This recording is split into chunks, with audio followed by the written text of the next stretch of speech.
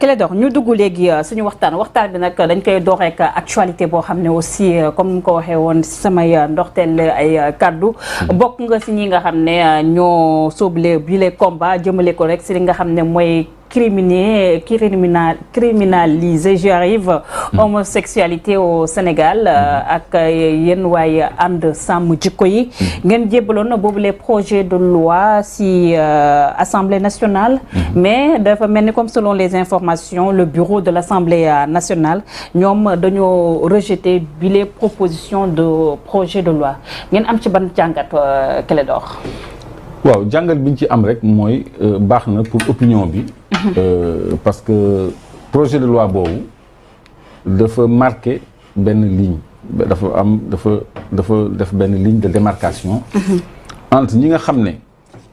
ñoo nekk pour les valeurs ak ñi nga xam ne ñoo nekk pour les contre-valeurs parce que projet de loi pour la criminalisation des LGBT et de l'homosexualité dafa jéggi criminaliser affaire góor jigéen rek parce que affaire góor jigéen boobu ñuy jooytu ak LGBT parce que dañ ko ciy boole ak yeneen xeetu déviance sexuelle yi benn pàcc la ci li ñuy wax nouvel ordre mondial bi nga xam ni franc-maçon yi ak Hizbu Seytaane ñoo ko yor donc ñoom dañu bëgg jëm ci daganal loolu partout ci dëkkaan yi ñu bañ ko jëlee rek benn loi contre góor jigéen yi mais ñu jëlee ko comme benn processus boo xam ni finalité am si l'on y prend garde dafay doon def ay contre-valeurs mu nekk mode de gouvernance wala ñu intégrer ko ci suñu mode de gouvernance parce que UNESCO jéem na fi introduire pour les enfants les enfants de 9 à 12 ans éducation sexuelle à l'école di leen woon naka la ñuy séyee naka la ñuy moytoo pour am feebar ci biir sëy naka la ñuy séyee même entre personnes de même sexe ba ay jouets ay foowukaay sax ñu commencé woon ko jaay ci boutique yoo xam ne day wane ay ñaari jigéen yuy fóonante wala ñaari góor yuy fóonante kon loolu processus la donc menaces yooyu yëpp du nouvel ordre mondial sur nos états yi nga xam ne ñun dañu am yeneen réalité sociale et culturelle et même religieuse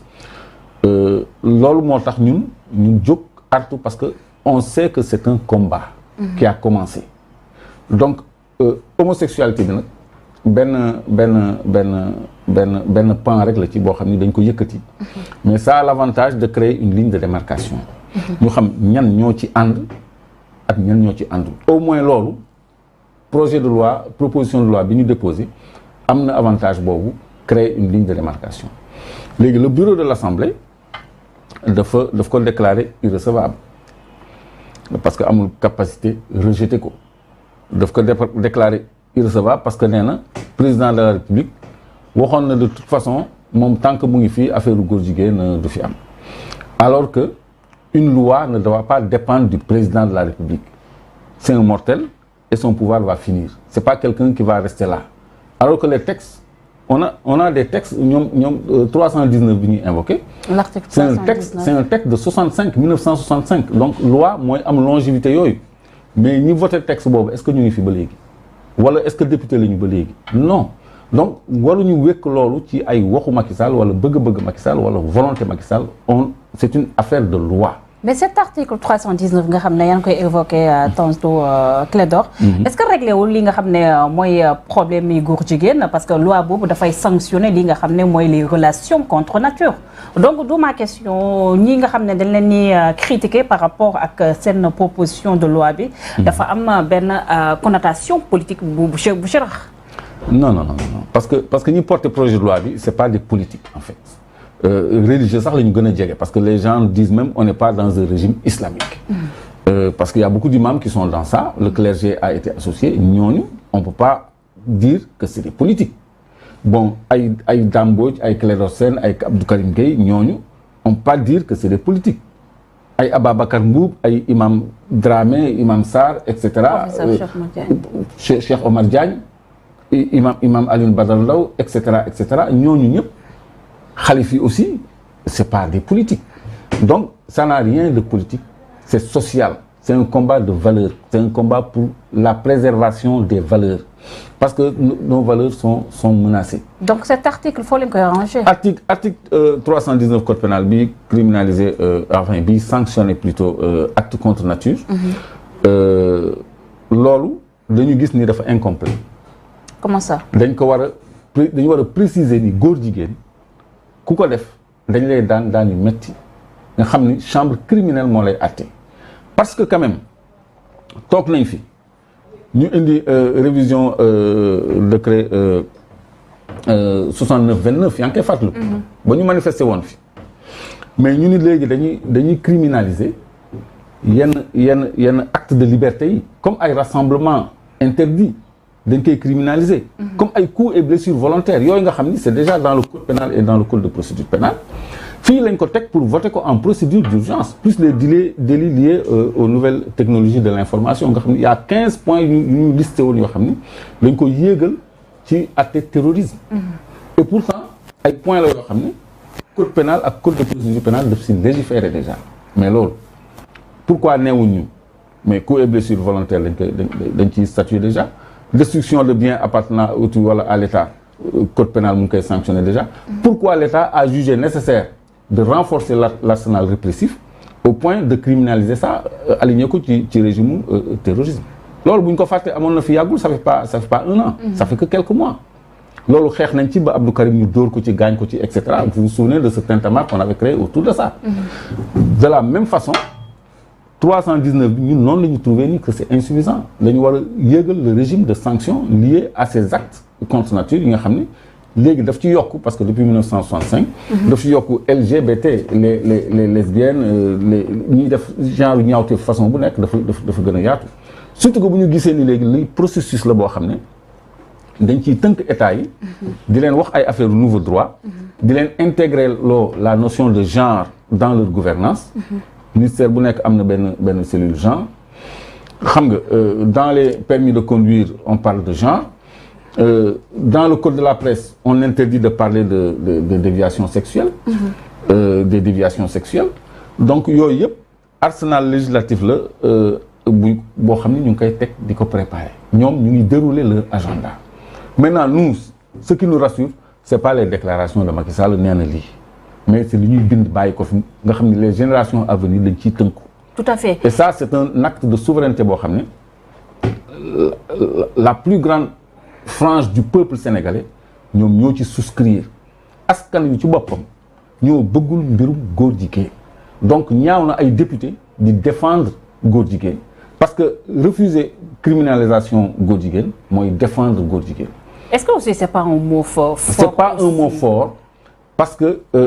irrecevabilité bi teguñu ko fenn lu dul ci Macky nee na tant que mu ngi fi du ñu criminaliser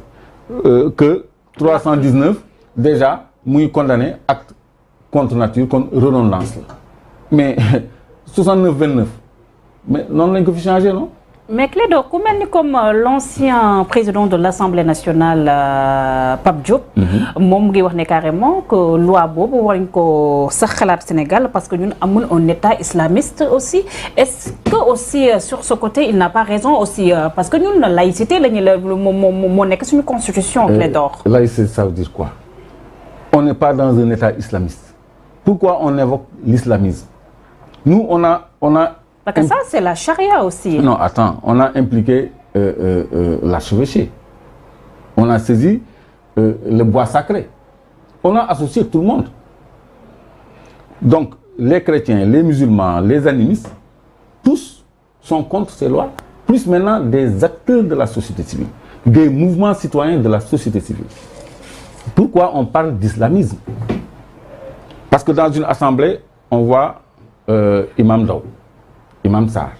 Imam Kanté, Ababacar Mboup, etc. Et à côté d'eux, des Abdou Karim Gueye, des Dame Mbodj, des Clédor Sène, etc., etc. Mais ça, c'est pas un régime islamique. Et puis, pourquoi mais la franc-maçonnerie, c'est une secte religieuse, c'est une sorte de religion, la franc-maçonnerie. Mais c'est la franc-maçonnerie moom moo ñuy gouverner. Pourquoi nit ñi am droit nekk franc-maçon te ñu bañal nee ñu am droit nekk jullit pourquoi ñun ñu bëgg a attewoo ay symbole franc-maçon président buy prêter serment ñu takkal ko bandeau boobu ak cette étoile là nga xam ne c'est des sceaux maçonniques tous les sceaux de la République sont des sceaux maçonniques pourquoi ñu mën a accepter loolu ba noppi bëgg a bañ ay mandarga yu suñu diine ku am sikkim wala nga yor kaala sax ñu taxé ko de xam nga ku wax allahu akbar sax nga tiit loolu yëfu seytaane la donc ça n'a rien d'un combat religieux mais valeur et religion dafa am fu ñuy rejoindre dañu am dénominateur commun qui dit religion dit valeur ñooyu dañuy rencontrante booy défendre valeur da ngay ànd ak diine booy défendre contre valeur da ngay safaanoo ak diine loolu rek la convergence moo am avec nos principes religieux il y a une convergence entre nos principes religieux et nos valeurs socio-religieuses sociales loolu kese la convergence boobu nag bu ko nit ñi gisee islamisme encore que nga nekk un état islamique moo gën nga nekk un état franc-maçonnique un état maçonnique plutôt te maçonnisme mooy nangu affaire u gay affaire u lesbienne affaire u déviance sexuelle yooyu ñoom ñooy financer suñu état yi ñoom ñoo leen di changer loo ay loi ay député war a porter loolu mooy le PGA dont on parle là am na député boo xam ne dañ ko ci poser question mu ni moom du ci wax sur un plateau comme ça en direct. mais c'était pas le journaliste moo ko posé woon aussi. Ouais, mais c'est une question j'ai dit on lui a posé une question mais pourquoi ce tabou ñoom ñoomewuñ ci wax pourquoi c'est pas la fin du monde donc askan wi moo war a xam ni ñi fi nekk ci assemblée nationale bi nekk luñ leen fi léegi la solution mooy ñu foqati li ñu moom maanaam ñu foqati suñu assemblée nationale foqati suñu institution jëlal ko suñu bopp parce que ñi déposé projet de loi boobu c'est la majorité sociologique du Sénégal mais c'est une minorité qui s'arc-boute à ça nekk assemblée ba noppi nekkal fa franc-maçon yi nekkal fa contre-valeurs yi par opposition à la grande majorité des Sénégalais yi nga xam ni ñoom ñu ngi tënku ci valeur bëgguñu affaire góor jigéen. Tout à fait kon ñun amuñu ay ndaw assemblée nationale ñu mën a jàllaleel suñu bëgg-bëgg ñu mën a représenter ci ñun li ñu bëgg suñu ay exigences. Tout à fait mais Clédor est-ce que aussi projet de loi bi nga xam ne jébbaloon ngeen ko bureau assemblée nationale finalement ñoom ñuy wax ne carrément que c'est irrecevable vous n'êtes pas en train de faire la communication pour ces lobbies yi nga xam ne yéen ngi leen di dénoncer parce que gis neen sax même entre les religieux dañ see am aussi divergence de point de vue gis nga la sortie de Ahmed Khalifa Niass di wax ne finalement l'homosexualité n'est pas une réalité au Sénégal parce que bu ñu xoolee peut-être nit yu ko fii def mën nga dund ba dee doo dajeek ñoom aussi est-ce que finalement aussi il n'a pas raison est-ce que nekku leen aussi de jouer le jeu de ces lobbies sans rendre compte aussi parce que léegi góor jigéen nit ñi dañ koy wax nii mais comme lu mel ni normal te loolu mun naa ne sax yéen waaye ànd sàmm jikko yi moo tax nit ñi tàmm ko aussi Clédor. Non, ça c'est une fausse analyse parce que c'est pas une divergence. Non, il y a une question suivie d'analyse parce que la question c'était il y a une divergence entre les religieux à ce sujet. Alors la réponse c'est qu'il n'y a pas de divergence entre les religieux. Mais Khalifa c'est un religieux aussi. Il y a un religieux, mais c'est une seule personne. Il n'y en a pas deux au Sénégal. Il n'y a pas deux religieux au Sénégal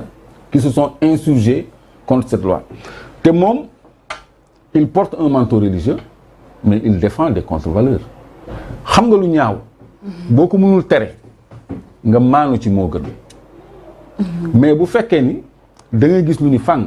loo xam ne alxuraan wax na ci nga ni alxuraan waxu ci te ñëpp jàngu alxuraan comme yow loolu c'est de la mauvaise foi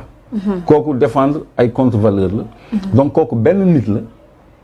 bu tuddee boppam religieux parmi tous les religieux du Sénégal donc bu ne homosexualité c'est pas une réalité au Sénégal aussi c'est faux c'est une réalité sur les plateaux de télévision gis naa ñaari nit ñu siiw damay bañ a tudd ay tur di créer ay front c'est vrai mais ñoo xam ne mais c'est des vrais c'est des produits de communication ñu ngi ci médias yi ils font buzz ils font des et tout le monde sait que c'est des góor jigéen ñëpp ko xam c'est presque accepté diw moom la ñu invité tey les gens s'en moquent les gens en rigolent comme si c'est normal léegi nag cette loi là comme ñoom nee nañu du fi jàll et puis li tax ñu rejeté ko ñu déclaré ko irrecevable au niveau du bureau de l'Assemblée nationale c'est pour préserver les masques parce que bu àggoon ba plénière duñ ko voté mais bu boobaa les masques vont tomber dinañu xam ñan ñoo voté wul dans l'hémicycle parce que boobaa ñëpp dañuy nekk foofu presse bi nekk foofu ñi voté contre ñëpp danañ leen démasquer c'est pour préserver ces masques-là que Moustapha Niasse prend sur lui au niveau de son bureau. On dirait benn chasse à l'homme aussi pour ne pas dire. Non, c'est pas une chasse à l'homme. Non, c'est-à-dire il faut qu'on sache. Parce que vous n'êtes pas en train d'exagérer aussi. Non, il faut qu'on sache qui représente le peuple. ñan ñooy ñan ñooy taxawal askan bi ñooñu bureau assemblée daf leen teggil benn fardu parce que tey jii bu ñu woon vote à main levée mais masque yu bëri dina tomber te ñu ngi jëm ci ay législatives ci 2022 assemblée bi dañ koy suul ça c'est sûr le peuple va destituer cette assemblée parce que le peuple va asseoir sa souveraineté askan wi nga xam ne ñoom ñoo def ce combat pour les valeurs jàpp nañu Kaolack ay góor jigéen yuy sëy foofu. Pourquoi Kaolack parce que ils étaient 15 parce que dafa bëri woon ba noppi commissaire dafa leen jàpp dañ leen enquête avec des instruments ay preuves ay lubrifiants ay capote ay appareils ay affaires yooyu. et c'est une ville sainte en plus c'est une ville sainte ñu jàpp leen foofu mais on n'a pas pu les juger on n'a pas pu les condamner ñu ngi fi. yaa ngi fàttaliku Guy Marius Sagna Assane Diouf Pape Clédor Sène am na benn audio rek ñu jël leen jàpp dugal ci kaso. C'est vrai.